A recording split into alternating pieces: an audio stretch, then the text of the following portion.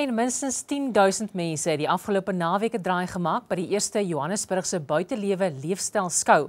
Die skou is 'n nuwe weergawe van die jaarlikse Amit motorfietsskou wat nou ook 'n boot- en buitelug afdeling bygekry het. Eunice het gaan inloer. Daar was die wat groot geld kon bestee het en kleingoed met groot drome. Duisende besoekers het na die eerste buitelewe leefstylskou gestroom. I think it's something that should have been done a long time ago. It's a lot of crossover clientele, the outdoor lifestyle. So I think it's, bikers boat and boaters bikes. Ons sien baie gesinne wat dit baie duidelik maak dat die aankoop van 'n motorfiets is 'n gesinsbesluit. Dis nie net die man wat besluit of die vrou wat besluit ons koop nou 'n motorfiets nie. Dit wys jy dis maar 'n leefstyl ding, dis ontspanning.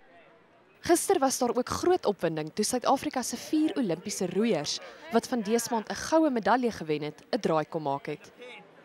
Onder die skoubesoekers was kykers en kopers. We just bought a Benguela boat with Suzuki motors and show price special.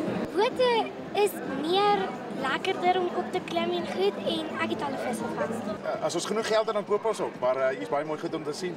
Of jy nou jou engine op wiele of in die water verkies, organiseerders reken die sukses van hierdie skou dien as bewys dat die beste kuur vir 'n stadsjapie se stres steeds die buitelewe is. Daniella de Plooy, Eunice, Johannesburg.